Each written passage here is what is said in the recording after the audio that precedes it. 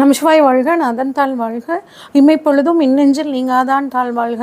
ஓம் நமசிவாய, ஓம் நமசிவாய, ஓம் நமசிவாய. குரு வாழ்க, குருவே துணை. அனைவருக்கும் வணக்கம். நான் உங்கள் சங்கீதா ராம்குமார். இந்த வீடியோவில் நட்சத்திரங்களை பற்றி பார்த்துட்ருக்கோங்க. நட்சத்திரங்கள் அப்படிங்கிறது நம்ம வாழ்க்கையில் மிக முக்கிய பங்கு வகிக்குதுங்க. பஞ்ச அங்கங்களில் முக்கியமான ஒன்று அப்படின்னு பார்த்தோம்னா நட்சத்திரங்கள் தான். நம்ம பிறந்த நட்சத்திரம், ஜென்ம நட்சத்திரம் அப்படிங்கிறது தான் நம்ம பிறந்த நாள் கொண்டாடுறதுலேருந்து அனைத்து விஷயங்களுக்கும் நம்ம பயன்படுத்திகிட்டு இருக்கோங்க. அப்போ ஒரு நட்சத்திரத்தில் பிறந்தவங்களோட குணம் எப்படி இருக்கும், அவங்க என்ன மாதிரி விஷயங்கள் பண்ணலாம், அவங்க என்ன தெய்வத்தை வழிபாடு பண்ணலாம், என்ன மரம் வளர்க்கலாம், அவங்களுக்கு எந்த தசாபுத்திகள் நல்லா இருக்கும், இவங்களுக்கு அதிர்ஷ்டம் தரக்கூடிய தெய்வங்கள், இவங்க வழிபட வேண்டிய நட்சத்திரத்துக்கு உண்டான தெய்வங்கள் என்ன, இவங்க லக்கி கலர்ஸ் என்ன அப்படிங்கிற ஒரு ஒட்டுமொத்த தொகுப்பாக நம்ம இந்த வீடியோவில் பார்க்க போகிறோங்க. இப்போ நம்ம பார்க்கக்கூடிய நட்சத்திரம் மூல நட்சத்திரங்க. 27 நட்சத்திரத்தில் 19வது நட்சத்திரம் மூல நட்சத்திரம். இது அதிபதி கேது பகவானுங்க.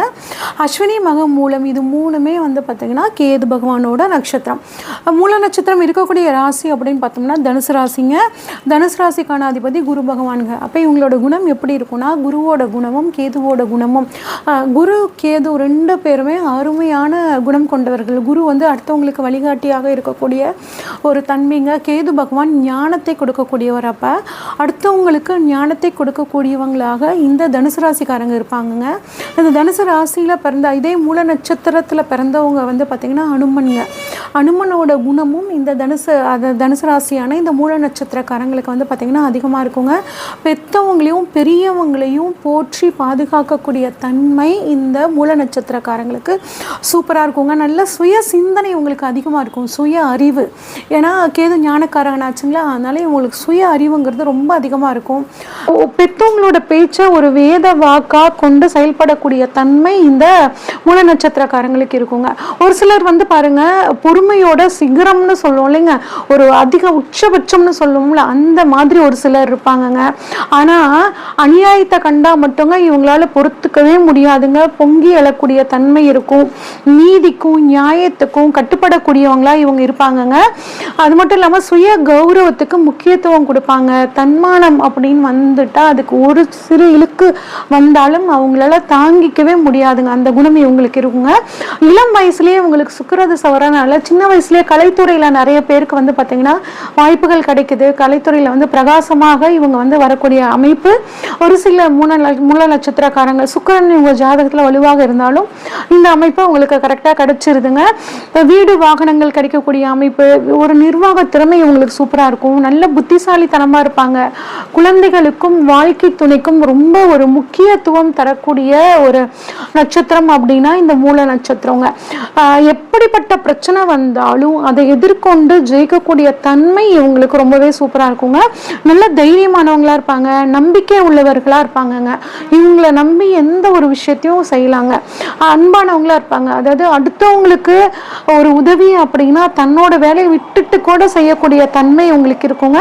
நிறைய பேருக்கு பாருங்க கடவுள் பக்தி கொஞ்சம் அதிகமாக இருக்குங்க. அடுத்தவங்களுக்கு பார்த்தீங்கன்னா அதிகமாக உதவக்கூடிய தன்மை, செய்நன்றி மறக்காதவர்களாக இந்த மூல நட்சத்திரக்காரங்க பார்த்தீங்கன்னா இருப்பாங்கங்க. சிலருக்கு பாருங்க வெளிநாடு போகக்கூடிய அமைப்புங்க. வெளிநாடு போய் அங்கே வாழ்க்கையில் செட்டில் ஆகக்கூடிய அமைப்பு ஒரு சிலருக்கு இருக்குங்க. இது ஒரு நெருப்பு ராசியாக இருக்கிறனாலங்க இவங்க அடுத்தவங்களுக்கு தன்னோட வாழ்க்கையை அர்ப்பணிச்சுக்கக்கூடிய தன்மை இவங்களுக்கு இருக்குங்க. அடுத்தவங்களுக்காகவே வாழணும் அப்படின்னு நினைக்கக்கூடிய அமைப்புங்க. எல்லா துறைகளிலும் இவங்க பார்த்தீங்கன்னா பிரகாசமா இருப்பாங்க. குறிப்பா இவங்களை பொறுத்த வரைக்கும் உழைப்புக்கு அப்படிங்கிறதுக்கு அஞ்சவே மாட்டாங்க. அந்த குணம் இருக்கும். ஒரு சிலர் பாருங்க, ஒரு சிலர் மட்டும்தான் அடுத்தவங்களை நம்பி வாழணும் அப்படிங்கிற ஒரு அமைப்புல இருப்பாங்கங்க. பெண்களை பொறுத்த வரைக்கும்ங்க இவங்களுக்கு இளமையில கல்யாணம் பண்ணி வைக்க கூடாது. மூல நட்சத்திர பெண்களுக்கு எவ்வளோ லேட்டா கல்யாணம் பண்றோமோ அவ்வளவு தூரம் லேட்டா கல்யாணம் பண்றது சிறப்புங்க. சின்ன வயசுலயே கல்யாணம் பண்ணிட்டாங்க அடுத்தவங்களையே சார்ந்து வாழ பழகிடுவாங்க. அதுவே அவங்களுக்கு ஒரு பிரச்சனைகளை கொடுக்குங்க. கள்ளம் கபடம் இல்லாத இல்லாத மனம் கொண்டவங்களாங்க இந்த பிள்ளைங்க இருப்பாங்க, இப்போ இந்த பெண்கள் இருப்பாங்கங்க. கொஞ்சம் பிடிவாத குணம் இவங்களுக்கு இருக்குங்க. அடுத்தவங்க கிட்ட எப்படி நடந்துக்கணும் அப்படிங்கிற மாதிரியான விஷயங்கள் இவங்களுக்கு வந்து நல்லாவே தெரியுங்க. இவங்களுக்குன்னு வந்து படிச்சுட்டு இவங்க ஒரு வேலை இவங்களுக்குன்னு தேடிக்கிறது ரொம்பவே நல்லதுங்க. ஸ்நாக்ஸ் கொஞ்சம் பிடிக்குங்க இவங்களுக்கு. கொஞ்சம் ஒரு கர்வம், சிறு கர்வம் வந்து இருக்குங்க. ஏன்னா திறமை இருக்கும், திறமை இருக்கிறதுல சில கர்வம் இருக்கிறது ஒன்றும் தப்பு இல்லை. கருணை குணம், தலைமை பண்பு இருக்கும், ரொம்ப அன்பானவங்களா எல்லாத்துக்கிட்டையும் நடந்துக்குவாங்க. இது வந்து இந்த மூல நட்சத்திர பெண்களுக்கான குணங்கள். இவங்களுக்கான தொழில்கள்னு பாருங்க, நிறைய college professors, school teachers, transport பண்றவங்க, ரியல் எஸ்டேட் பண்றவங்க, ஃபினான்ஸ் தொழிலில் இருக்கவங்க, பேங்கிங்ல இருக்கிறவங்க, இதெல்லாம் வந்து பார்த்தீங்கன்னா இந்த மூல நட்சத்திரத்தில் பிறந்தவங்களா இருப்பாங்கங்க.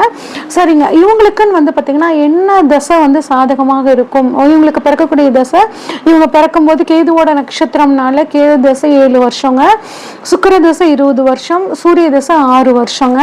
அடுத்து இவங்க வாழ்க்கையில் வரக்கூடிய தசை அப்படின்னு பார்த்தோம்னா சந்திர தசைங்க. இது வந்து 10 வருட காலங்கள்ங்க. அடுத்து ராகு தசை 18 வருடங்கள். இதுதான் இவங்களோட வாழ்க்கையில இவங்க வந்து கிராஸ் பண்ணிட்டு வரக்கூடிய தசை மற்றும் புத்திகள் அப்படின்னு சொல்லுவோம். இவங்களை பொறுத்த வரைக்கும் என்ன தெய்வத்தை வழிபாடு பண்ணலாம், என்ன மரம் வளர்க்கலாம், என்ன பறவைகள் வந்து வளர்க்கலாம், இவங்க அதிர்ஷ்ட கோவில் என்ன, இவங்களோட நட்சத்திரத்துக்கு உண்டான கோவில்கள் என்ன, இவங்களுக்கான சித்தர்கள் யாரு அப்படிங்கிற விஷயத்த நம்ம தெளிவாக பார்க்கலாங்க. இவங்களுக்கான தேவதை அப்படின்னா இந்திரனுங்க. இந்திரன், நிருத்தி அப்படின்னு சொல்லுவாங்க அந்த தேவதை, பிளஸ் ஆஞ்சநேயர் வழிபாடு, இது மூணுமே இவங்களுக்கு ஒரு நல்ல யோகத்தை கொடுக்குங்க. இவங்களுக்கான மரம் அப்படின்னு பார்த்தோம்னா மராமரம். மராமரம் அப்படிங்கிறது ரொம்ப ரேருங்க. அது இருக்கிற இடத்துல போயிட்டு அதுக்கு வந்து தண்ணி ஊத்துறது, நட்சத்திர நாள்ல குறிப்பா போயிட்டு வர்றது ரொம்ப சிறப்புங்க. இவங்களுக்கான விலங்கு அப்படின்னா பெண் நாய்ங்க. பெண் நாய் வளர்த்த வசதி இருக்கிறவங்க வளர்த்தலாம், இல்லைன்னா பெண் நாய்களுக்கு உணவளிக்கலாம். இல்லைன்னா இப்போ நிறைய பாருங்க நாய் வளர்த்துற இடங்கள்லாம் இருக்கு. இப்போ திருநாய்கள் எல்லாம் வந்து தத்து எடுத்து இப்போ சிலர்லாம் வளர்த்துறாங்க. குறிப்பா யாமி ஃபவுண்டேஷன் சொல்லிட்டு அஸ்ட்ரோ பிருந்தா மேடம் ஒருத்தங்க வந்து நடத்திட்டு இருக்காங்க கோயம்புத்தூர்ல. அந்த ஃபவுண்டேஷனுக்கு உங்களால முடிஞ்ச உதவியை கூட நீங்க வந்து அனுப்பலாம். ஏன்னா நாய் பராமரிப்பு ரொம்ப சூப்பரா அவங்க பண்ணிட்டு இருக்காங்க. முடிஞ்சா அதுக்கு நீங்க வந்து பணம் அனுப்பலாங்க. அதுக்கான பறவை அப்படின்னு பார்த்தோம்னா செம்பருந்துங்க. பருந்துலயே செம்பருந்துன்னு ஒரு பருந்து இருக்குங்க. அந்த பருந்து வந்து நீங்க அடிக்கடி பார்க்கறது நல்லதுங்க. உங்களுக்கான பூ அப்படின்னா வெண்சங்கு மலருங்க. வெண்சங்கு மலரை வந்து முடிஞ்சா அது வந்து ஒரு கொடி மாதிரி தானங்க இருக்கும், அதனால அது ஒரு தொட்டியில வச்சு கூட நம்மளால வளர்த்த முடியுங்க. நீங்க பிறந்த நட்சத்திரம் வர்ற நாள்ல, மூல நட்சத்திர நாள்ல இந்த செடியை நட்டு நீங்க வளர்த்து வர உங்களுக்கு ஒரு நல்ல யோகத்தை கொடுக்குங்க. உங்களுக்கான உணவு அப்படின்னா அதிரசம்ங்க. உங்க பிறந்த நட்சத்திர நாள்ல வந்து அதிரசம் தானம் பண்றது உங்களுக்கு நல்ல யோகத்தை கொடுக்குங்க. உங்களுக்கான பழம் அப்படின்னா கொய்யா பழம் அடிக்கடி உணவுல சேர்த்துக்கோங்க. உங்களுக்கான பலகாரம் அப்படின்னா மிளகு போட்ட வடை இருக்கு பார்த்தீங்களா, அந்த மிளகு வடை வந்து அடிக்கடி சாப்பிட்றது, அதை வந்து தானம் பண்றது ரொம்பவே உங்களுக்கு யோகத்தை கொடுக்குங்க.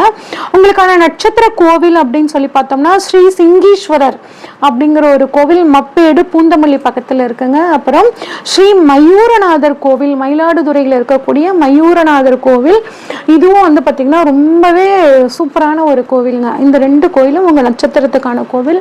உங்க வாழ்க்கையில ஒரு தடவையாவது இந்த கோவிலுக்கு போயிட்டு வாங்க, உங்களுக்கு நல்ல யோகத்தை கொடுக்குங்க. உங்களுக்கு அதிர்ஷ்டம் தரக்கூடிய கோவில்கள் அப்படின்னு பார்த்தோம்னா திருமாந்துறை அப்படின்னு ஊர்ல இருக்கக்கூடிய சிவனும், ஆச்சால்புரத்தில் இருக்கக்கூடிய சிவனும் உங்களுக்கு அதிர்ஷ்டத்தை தரக்கூடிய தெய்வங்கள்ங்க. அதிர்ஷ்டத்தை தரக்கூடிய பொருட்கள் அப்படின்னு பார்த்தோம்னா மாட்டுத்தொழுன்னு சொல்லுவோம் இல்லைங்க, அந்த இடத்துக்கு அடிக்கடி போயிட்டு வர்றது. அதுக்கப்புறம் வந்து வெள்ளரி பழம் அடிக்கடி சாப்பிட்றது, மலையில் அடிக்கடி நலையிறது, இல்லைன்னா மழை தண்ணியை பிடிச்சி வச்சு அது வந்து முக்கியமான விஷயங்களுக்கு போகும்போது அந்த மழை தண்ணியை வந்து பயன்படுத்திட்டு போகிறது, சீத்தாப்பழம் சாப்பிட்றதுங்க, கோவில்களுக்கு அடிக்கடி போயிட்டு வர்றது, திராட்சை பழத்தை உணவில் சேர்த்துக்கிறது, வெள்ளி பொருட்களை பயன்படுத்துறது, இதெல்லாம் வந்து உங்களுக்கு ஒரு நல்ல அதிர்ஷ்டத்தை கொடுக்குங்க. உங்களுக்கான லக்கி கலர் அப்படின்னு சொல்லி பார்த்தோம்னா பிரைட் எல்லோ கலரும் பிளாக் கலரும் நீங்க வந்து அடிக்கடி யூஸ் பண்ணிக்கலாம். உங்களுக்கான ஆகாத நட்சத்திரங்கள் அப்படின்னு பார்த்தோம்னா வைநாசிக நட்சத்திரம் போது அஸ்தம் நட்சத்திரம், வேதை நட்சத்திரம்னா ஆயில்ய நட்சத்திரம். அப்ப ஆயில்ய நட்சத்திரத்தையும் ஹஸ்த நட்சத்திரத்தையும் நீங்க அதிகமா பயன்படுத்தக்கூடாது. அந்த நாட்கள்ல நீங்க முக்கியமான விஷயங்களை செய்யக்கூடாதுங்க. லைஃப் பார்ட்னராகவும் இந்த 2 நட்சத்திரக்காரங்களையும் தவிர்த்துக்கிறது ரொம்பவே நல்லதுங்க. சரி, உங்களுக்கு ஒரு நல்ல அருளையும் அறிவையும் கொடுக்கக்கூடிய சித்தர் அப்படின்னா பதஞ்சலி சித்தருங்க. ராமேஸ்வரத்தில் இருக்கக்கூடிய பதஞ்சலி சித்தரோட வழிபாடு உங்களுக்கு ஒரு மிகச்சிறந்த ஒரு அறிவையும் ஞானத்தையும் கொடுக்கும்.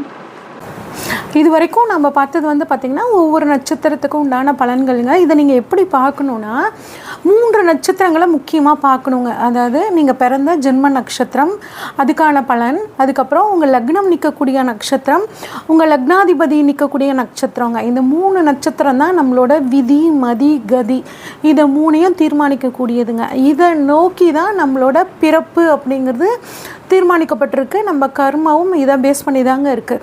அப்போ இந்த 3 நட்சத்திரத்துக்கான விஷயம் 3 வீடியோஸையும் நீங்கள் பார்த்துங்க. இந்த 3 வீடியோவில் என்ன சொல்லியிருக்கணும் அதை ஃபாலோ பண்ணிங்க அப்படின்னா உங்கள் வாழ்க்கை வந்து பார்த்திங்கன்னா நல்ல ஒரு மேம்பாடு அப்படிங்கிற ஒரு நிலையை கட்டாயம் அடையுங்க. இதுக்கு மேலே உங்களுக்கு ஏதாவது சந்தேகங்கள் இருந்துச்சுன்னா இந்த ஸ்க்ரீனில் தெரிகிற வாட்ஸ்அப் நம்பருக்கு உங்கள் பர்த் டீட்டெயில்ஸ் அனுப்பிச்சி வைங்க. உங்களுக்கான கொஷின்ஸை கேளுங்க, உங்களுக்கான ப்ரெடிக்ஷன்ஸை தெளிவாக சொல்கிறேங்க. நன்றி, வணக்கம்.